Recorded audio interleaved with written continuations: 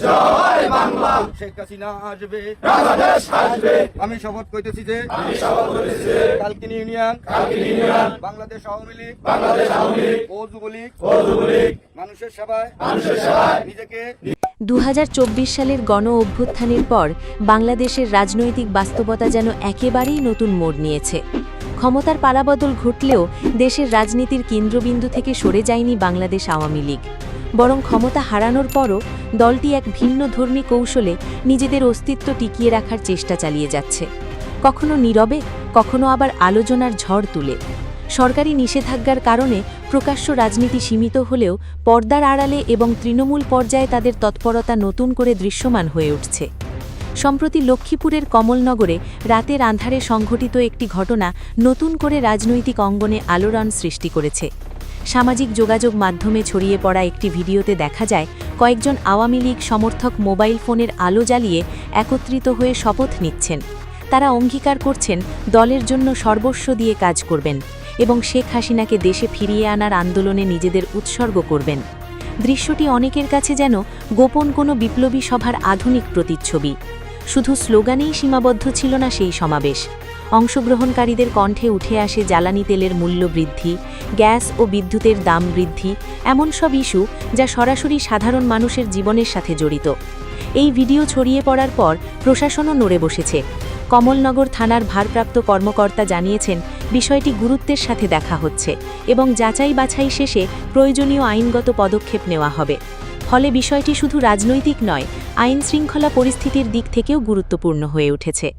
অন্যদিকে আওয়ামী লীগের পক্ষে সরব হয়ে উঠেছেন আইন পেশার কিছু ব্যক্তি। কক্সবাজারের একদল আইনজীবী জাতিসংঘের মানবাধিকার হাই কমিশনারের কাছে চিঠি পাঠিয়ে দলটির ওপর থেকে নিষেধাজ্ঞা প্রত্যাহারের দাবি জানিয়েছেন। তাদের বক্তব্য, একটি গণতান্ত্রিক রাষ্ট্রে কোনো রাজনৈতিক দলকে আত্মপক্ষ সমর্থনের সুযোগ না দিয়ে নিষিদ্ধ করা সংবিধানের মূল চেতনার সাথে সাংঘর্ষিক। তারা মনে করেন সংগঠন করার অধিকার একটি মৌলিক অধিকার, যা কোনোভাবেই খর্ব করা উচিত নয়। 2025 সালের মে মাসে অন্তর্বর্তী সরকার সন্ত্রাসবিরোধী আইনের সংশোধনীর মাধ্যমে আওয়ামী লীগের ওপর নিষেধাজ্ঞা আরোপ করে। এরপর ত্রয়োদশ জাতীয় সংসদ নির্বাচনে বিএনপি জয়লাভ করলেও এই নিষেধাজ্ঞা শিথিল হয়নি, বরং আইনগত চাপ আরও বহাল রয়েছে। তবুও দলটির নেতাকর্মীরা থেমে নেই। বাহাউদ্দিন নাসিম সহ বিভিন্ন পর্যায়ের নেতারা বারবার দাবি করছেন নিষেধাজ্ঞা তাদের রাজনৈতিক কর্মকাণ্ডকে দমিয়ে রাখতে পারবে না। বিশ্লেষকদের মতে দীর্ঘদিনের একটি রাজনৈতিক দলের জন্য পুনরায় সংঘটিত হওয়ার চেষ্টা করা অস্বাভাবিক কিছু নয়, তবে বর্তমান পরিস্থিতিতে সেই পথ মোটেও সহজ নয়। বিরোধী শক্তির চাপ, নাগরিক সমাজের অবস্থান এবং আন্তর্জাতিক মহলের দৃষ্টি সব মিলিয়ে এটি একটি জটিল সমীকরণে পরিণত হয়েছে। ফলে সরকারকেও এই পরিস্থিতি মোকাবেলায় কৌশলী ভূমিকা নিতে হচ্ছে। এদিকে দেশের বিভিন্ন প্রান্তে ছড়িয়ে পড়ছে নানা গুঞ্জন, নানা প্রত্যাশা এবং রাজনৈতিক উত্তেজনা। ঢাকার অলিগলি থেকে শুরু করে মফস্বলের প্রত্যন্ত অঞ্চল সবখানেই এখন একটি প্রশ্ন ঘুরপাক খাচ্ছে। আওয়ামী লীগের এই তৎপরতা কি শুধুই টিকে থাকার লড়াই, নাকি এটি বড় কোনো প্রত্যাবর্তনের পূর্বাভাস?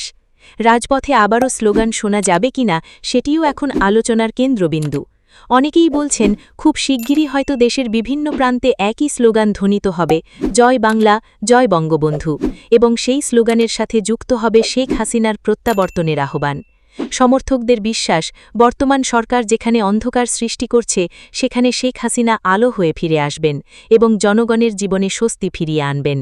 2024 সালের গণতান্ত্রিক রাজনৈতিক পর বাংলাদেশের রাজনৈতিক বাস্তবতা যেন একেবারেই নতুন মোড় নিয়েছে। একটি সমাবেশকে কেন্দ্র করে অভিযোগ উঠেছে দেশের রাজনীতির কেন্দ্রবিন্দু থেকে সরে যায়নি বাংলাদেশ আওয়ামী লীগ, পরিচালনা করা হয়েছে। হারানোর পরও সমালোচকরা বলছেন যারা ধর্মের কথা বলে তারাই রাখার চেষ্টা চালিয়ে যাচ্ছে না।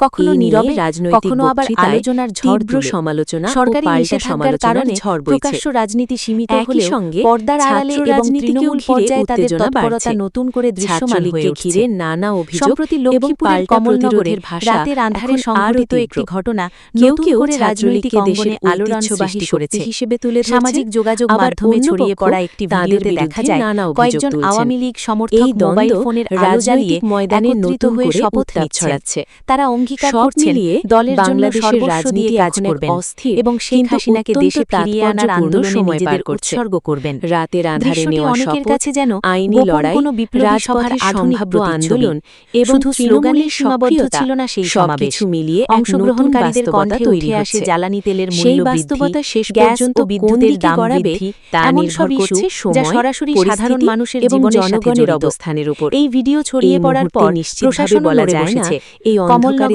থানার ভারপ্রাপ্ত কর্মকর্তা জানিয়েছেন বিষয়টি গুরুত্বের সাথে দেখা হচ্ছে এবং যাচাই বাছাই শেষে প্রয়োজনীয় আইনগত পদক্ষেপ নেওয়া হবে। ফলে বিষয়টি শুধু রাজনৈতিক নয়, আইন শৃঙ্খলা পরিস্থিতির দিক থেকেও গুরুত্বপূর্ণ হয়ে উঠেছে। অন্যদিকে আওয়ামী লীগের পক্ষে সরব হয়ে উঠেছেন আইন পেশার কিছু রাজনৈতিক সমীকরণ তৈরি করে।